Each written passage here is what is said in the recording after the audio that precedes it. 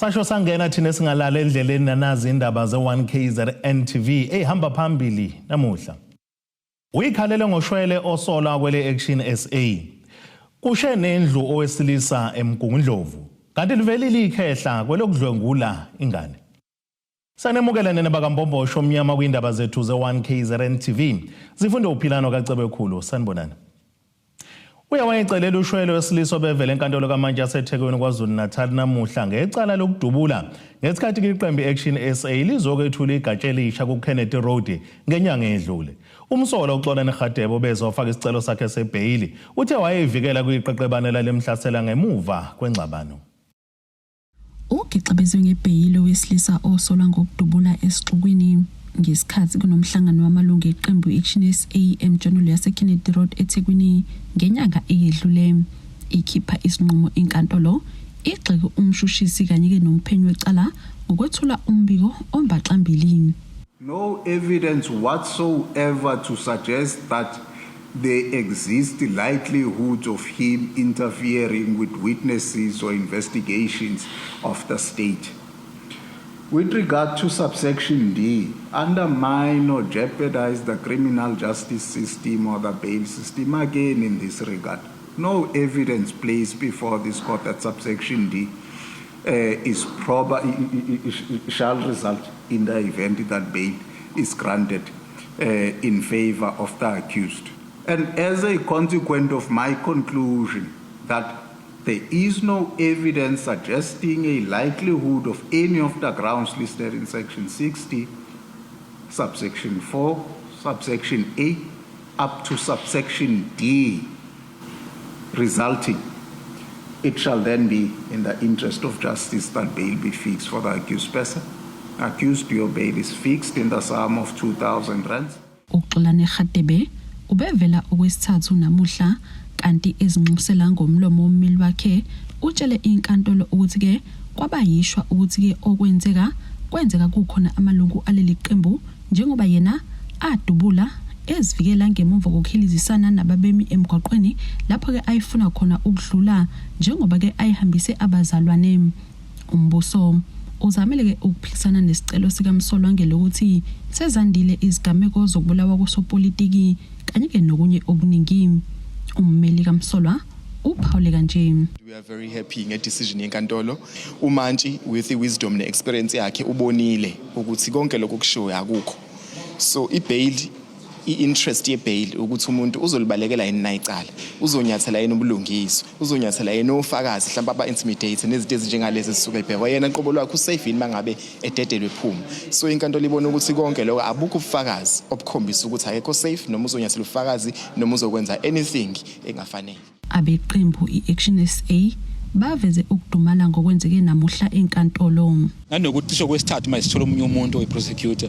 So ngoba siza kwesithathu namhlanje kufika omunye nanokuthi nomphenyi wecala uyasimangaza nje ukuthi kube uyena futhi ophakamisa ukuthi uma ibail eyinikezwa abeke izaba mhlawumbe ukuthi mneke anikwe ama condition okumangazayo ukuthi yena awukwazi ukuthola kubili kufanele kodwa kumeleyo njengeAction SA besibheke ukuthi bazoyiphikisa ibail kodwa sibona namhlanje ngathi kwabona abazazi bafuna ukwenza njani. So ngamamazi sibona ngathi kwona umthetho wona owahlahle ofeyila abantu uyibona abahlukumezeki lo daba lolu okwa members eAction SA nanokuthi kuyasimangaza ukuthi ngani uma namhlanje sokukhulunywa le hearing akusaveli ukuthi kahle umnumzane lona uRadebe wakwabanda ukusabisa amalunga eAction SA esalungisela lo mhlangano ozoba khona ngosuku langayizolo ungakafika usuku lolu azakhipha khona isibhamu. Konke lokho akuvelanga namhlanje yingani futhi ingaveli ukuthi khona baze balimala khona washana ngesando ngosuku lokwenza ngesigameko kodwa akuveli namhlanje lokho ukwenzakalana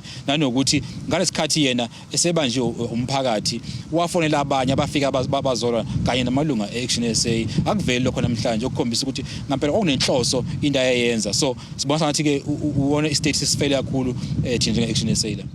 Icala lihlehlele uAugust indabeni ze1KZN TV kube kuntombi khona Mvubu eThekwini. Kusize omakhelwane bephula umlilo odlule nomphefumulo wesilisa okubika ukuthi ubephila nokukhubazeka endaweni yaseCobsville eMgungundlovu maphakathi nelikaMthaniya. Ilunga lomndeni kaMufu sizakele emakhaya uthi indodana yabishe yanqonqa nekhanda lingasabonakali.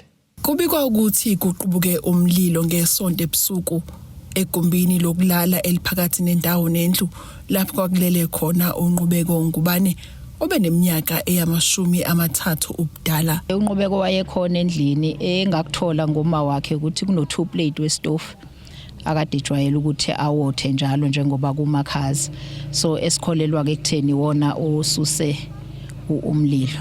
Kanti laba bathi uficwe eseshile wanqonqa. Isimo sakhe asikho right, washa kakhulu yabo nje ikhanda liyilahle yabo, awukwazi ukubona ukuthi ubani, ngeke ukwazi ukum-identifya, washa kakhulu lokho engakusho. Abanye bomndeni basinde ngosizo lomakhelwane. Udade wabo uMbali wayelele kuleli kamera leli lingapha, uma wakhe lele ngale. Uma wakhe wamuzwa ngesikhathi ememeze ecela usizo, kwathola ukuthi uma wakhe waba involved kwi-accident naye akakwazi ukushesha. Uze wasizwa umakhelwane abangena bacisha bamvulela uma wakhe bamkhipha.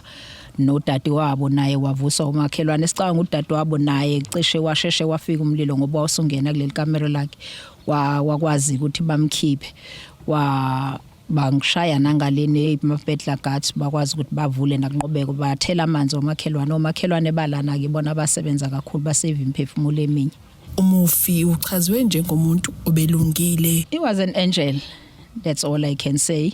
uNqobeko bephila nokukhubazeka, wazalwa nje emncane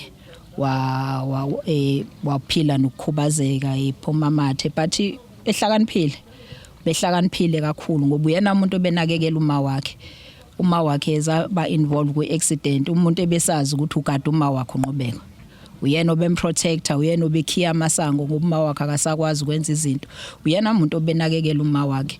Laba bathi buningi obunzima sebedlule kubo. Sibhlungu kakhulu, ngeke ngingakusho lokho, mhlambe nje to go back, uma waba involved kwi-accident ngo-2009 kuze kube manje akakayitholi imali yakhe yarafu. Sahamba sizama saze sagcina sesizama nokuthi kungenelela ummeli, akakatholi lutho ongabe mhlamba kumficanga konke lokhu, kubusethole nemali yakhe akwazi ukuhlala endaweni eright. More than that, kunomfowabo omunye olanywa olama uNqobeko owazihenga. Lesigameko silandela ezinye lapho kwashona khona oyedwa wesilisa kule ndawo yaseCobsville, kwathi endaweni yakwaMnyandu kwadlula besilisa abayisikhombisa lapho kusolwa khona ukuba bahogela intuthu yembawula. Ezindabeni ze1KZN TV ngu-Ayanda Dube, ngiseHoneyville eCobsville. Inkantolo kaMantya kaMbonambe enyakatho KwaZulu Natal yalihlehlisa umhla zili-12 icala elithweswe kuWanda Mthimkhulu osolwa ngokunukubeza ngokocansi ingane yentombazanyana eneminyaka eyishagalolunye yobudala yakamakhelwane. Umsolwa wakhalelwa ngamasongo asigonyela emva kokugonyuluka kwale ntombazanyana eyadala ukuthi lo msolwa wayefakwa umunwe wakhe esithweni sayo sangasese. Ugogo womntwana echaza ngokwenzeka uthi babengekho ekhaya beyobheka isikuni ehlathini kuthe uma bebuya bafica ingane ikhala ihleli nomunye usisi kamakhelwane awayezobheka ugogo womntwana, kanti uzosithela kulomsolwa egone yona lengane nowabe seyibeka phansi ngokwethuka uma embona lo sisi enqonqoze eminyango. Nokutheka emva kwesikhashana lo sisi wayefikile wayibuza ingane ukuthi ke lo msolwa uyenzeni. Losisi wahamba kwayesebuyela emuva kubo, wayesebona ingane seyidlala eminyango seyikhiphile lo kade thatha ingane lekhethile ingane ayingenisele izingane ekamerweni lezi ezincane kunayo, ingane ena9 lengikhuluma ngayo elikhona ena3 nena1, wathi lezo ngane ezu2 akayifaka ekamerweni nesele egonele ingane eyithinta ngomunwe. Shuthi ke usisi wamakhelwane ke wayeseyibiza ingane wayitshela ukuthi wayibuza ukuthi ne ubekugoneleni umalume wakamakhelwane. Umalume wayecela ukubuka iTV ngoba kade kunamabhola. Wasethi enelo ingane yayisithi ingane hayi bengasho lutho, yayisithi ingane eseyitshela lo sisi ngokuyithusa ukuthi ngizomtshela uma kasiya esho mina inakho ukungisaba ngoba ngimine engikhulile ekhaya. Yayisithuka ke sivela ishow ethi ne mina ubengithinta kanjani, yasebuza usisi kanjani, wasetshengisa kule ngane kencane ahamba nayo wafaka isandla wafaka umunwe wathi bengenza nje nami bengimshiya ngoba ngimethemba ngazi ukuthi ubhuti wami ngazi ukuthi uyikho konke kumina ngoba umakhelwane sikhule vele khona ubhuti omdala lo muntu engikhuluma ngayo una 50 years ingane ina 9 years. Lo msola ke namuhla bekulindele kuba kafake isicelo sebheyili kodwa ke wabe yasenqaba.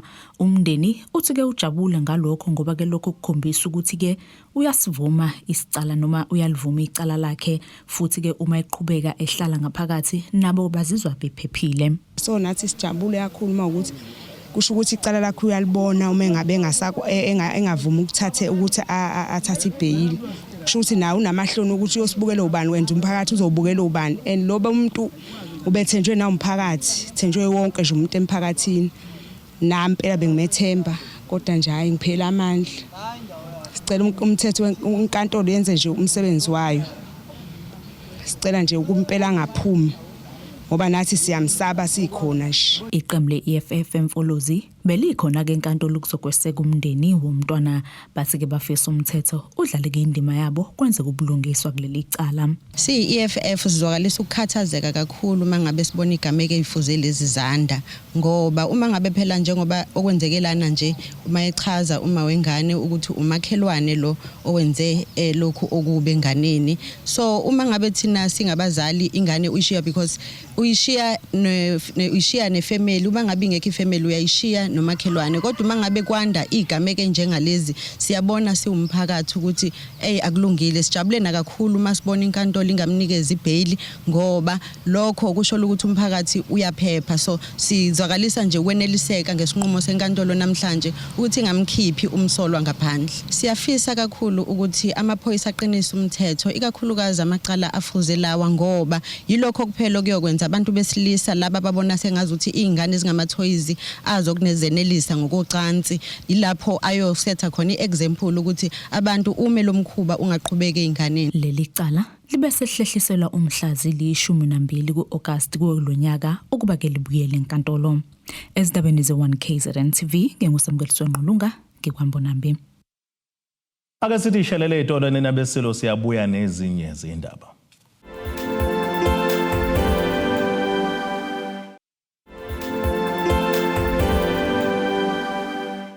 Asibonge nenabeselo siphinde sinamukele futhi kwindaba zethu ze-1 KZN TV. Nazo ke zona indaba esithi izo ezihamba phambili namuhla. Uyikhalele ngoshwele osola kwele Action SA. Kushe nendlu owesilisa eMgungundlovu. Kanti livelile ikhehla kwelokudlwengula ingane.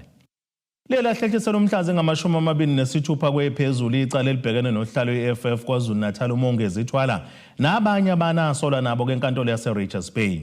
Lamalungu e-EFF abhekene namacala amathathu okubalwa kuona lokuphazamisa ukusebenza elokuhlasela kanye nokucekela phansi kwempahla emahhovisini omkhandlu uMhlathuze. Leli cala seliqhubeka enkantolo kaMantshi eRichards Bay izinyanga eziyisithupha ezedlule lapho kuvela khona amalungu eqembu le-EFF kule nkantolo angaphandle ngebheyili kulandela ukuboshwa kwawo. Ngesikhathi iqembu le-EFF libamba umbhikisho ngomasingana kulonyaka obubheke emahhovisi kaMasipala uMhlathuze eRichards Bay nalapho ke afika acekela khona impahla yalomkhandlu. Uhlalo weleli qembu KwaZulu Natal uMongezi Thwala uthi ukuhlehla kwaleli cala izikhawu eziningi kunenhlese yezepolitiki.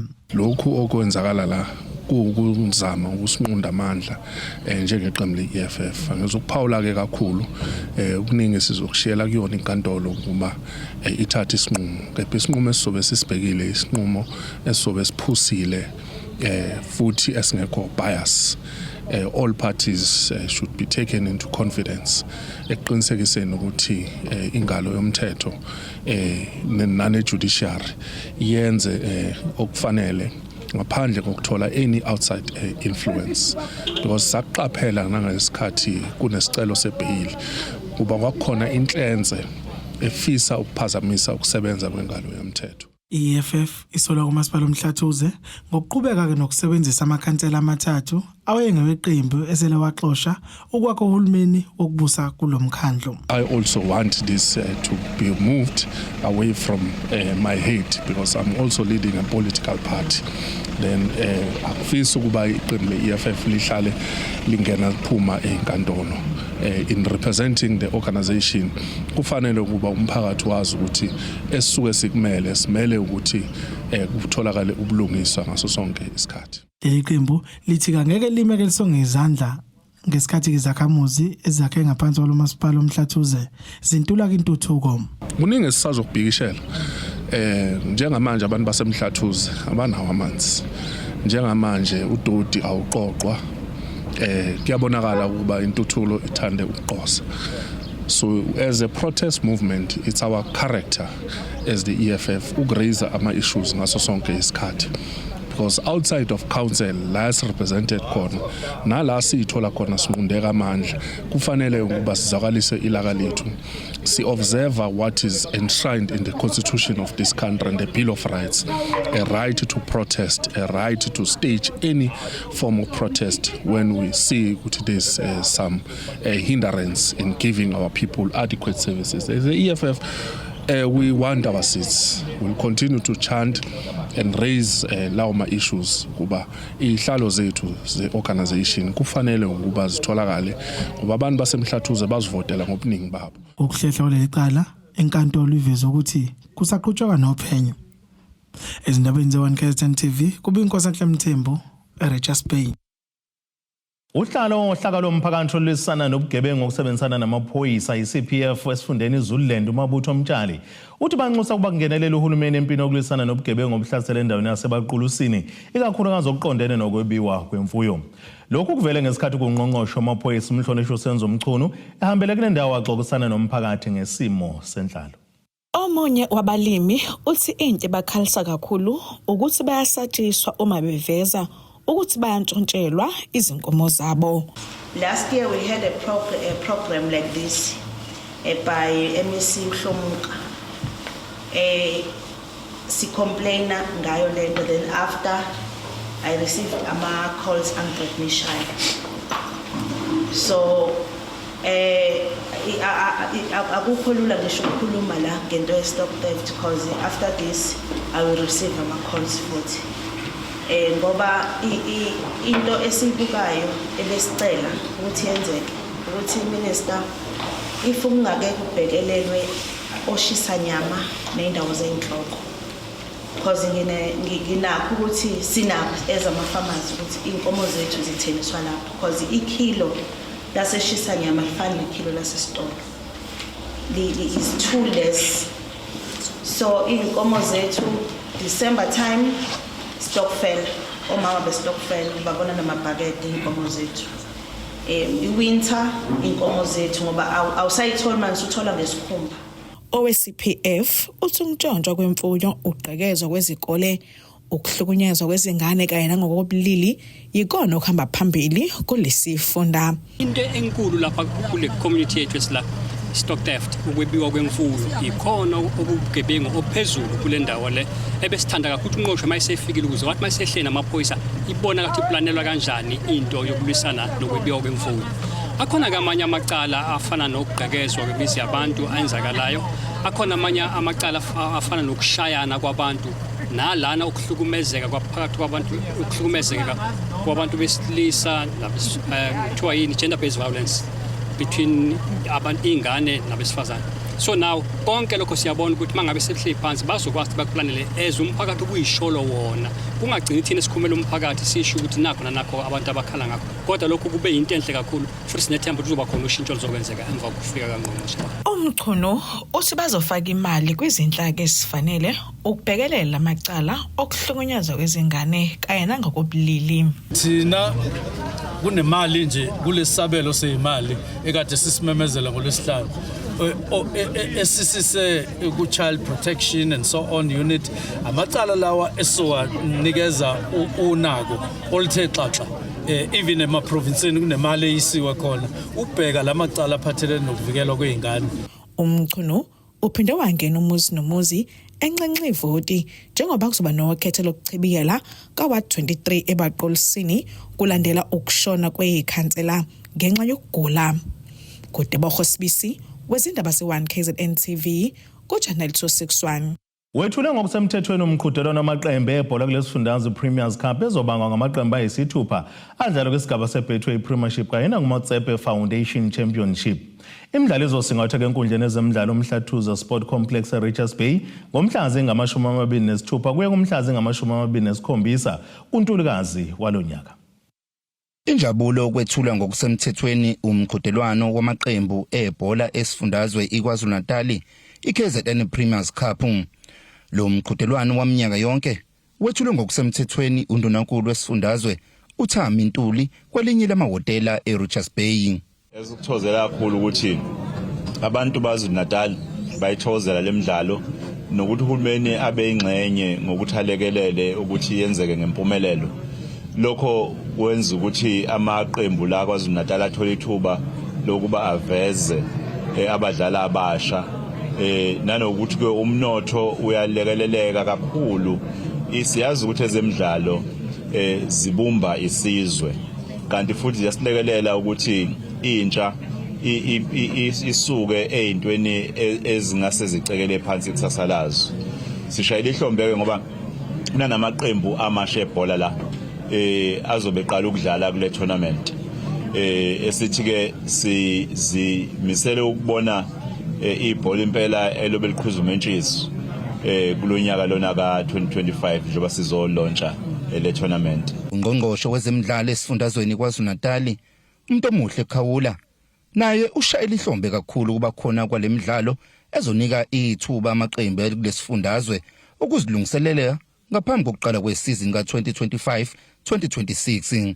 It's a very important tournament, especially as a pre-season tournament. You know that in KwaZulu-Natal, it's not much that you have business supporting our teams, sponsoring our teams, and therefore this gives them an opportunity because in other provinces, especially Gauteng, you get teams there highly sponsored and you have them having their pre-season in Europe, in America, in the East, and our teams rely on this tournament for their pre-season practice. So it's a very important tournament to prepare our teams for the start of the season. Kanjalo namaqembu ebhola kulesifundazwe azoba ingxenye lemqhudelwano awushayile ihlombe kakhulu kuba khona kwalemidlalo njengoba bezothola nethuba lokuhlola abadlali abasha ngaphambi kokuqala kwesizini entsha. It looks like a good exciting drawing Midland Wanderers. An exciting team. We watched them play during the course of the season as well. So it will give us a good chance to play the early game on that Sunday and hopefully take the team into the final later on. But all in all, Midland Wanderers, we know it's a ball-playing team and exciting youngsters and they're willing to take risks, high reward team. So we'll have to be well prepared for that encounter. We've got a fairly young team esizodlala ngayo kule season esiyakuyona. Manga process about 18 players are under the age of 25, which shows ukuthi team ngempela was looking at refreshing his squad and using a lot of younger players. Of the 34 players that are in camp, about 16 of them are from KwaZulu-Natal, which shows ukuthi Coach Atazwane is focusing on developing italent la KwaZulu-Natal nokunikeza abafana besifundazwe ithuba. Yingakho relevant kuthina ukuthi size kule competition ngomqondo nje ukuthi sizoyinqoba hayi ukuthi nje sizo-add ama numbers. We are in the second week of our pre-season cycle. We had a good start. We had a very, very good week. And I'm hoping the guys will again push this week going forward into making sure that by the time we start, everyone is ready to compete and get maximum points and finish in a respectable position this season. Lo mqhudelwano uzosingathwa mhla zingama-26 kuya kumhla zingama-27 kuNtulikazi enkundleni uMhlathuza Sport Complex edolobheni iRichards Bay. Kuzokhumuleka ukuthi le nkundla izobiqala ukusingatha imidlalo kusukela yagcina ngonyaka 2021 emva kuba beseyilungiswa kabusha. Izindabeni ze-1 KZN TV kubikuThabani Maphumulo eRichards Bay. Asiphinde sithi ishelele itolwane nabesilo siyabuya nezinye izindaba.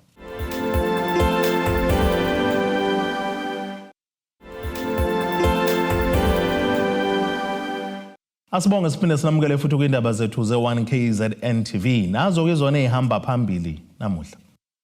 Uyikhalele ngoshwele osola kwele Action SA. Kushe nendlu owesilisa eMgungundlovu. Kanti livelile ikhehla kwelokudlwengula ingane. Ake sibheke engosini yazomnotho. Iranda kuleli ngu-17.77 kuyidola laseMelika bengu 24.23 kupondo yaseBrithani libe ngu-20.87 kuyi-euro yase-Europe. Intengo yegolide ingu-$3,333.46 ounce bese kuthi intengo yolongahluziwe yona ube ngu-$69.58 umphongolo. Ake sibheke engosini yezemidlalo. Iqembu eligijima esigabeni seBetway Premiership Richards Bay FC lethule ngokusemthethweni abadlali abasha lizogadla ngabo ngesizini ka-2025-26.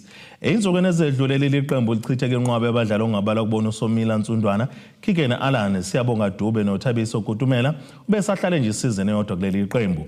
INatal Rich Boys ekhuza kuyibuye esibayeni sayo kumhlathuzo Sport Complex ilahlelwe ngabadlali ababili abebemqoko ngoNkosi Khona Ndaba noYanela Mbuthuma abathengiselwe eKamagebhula Orlando Pirates. Ake sibheke nasesimo sezulu esingalindeleka.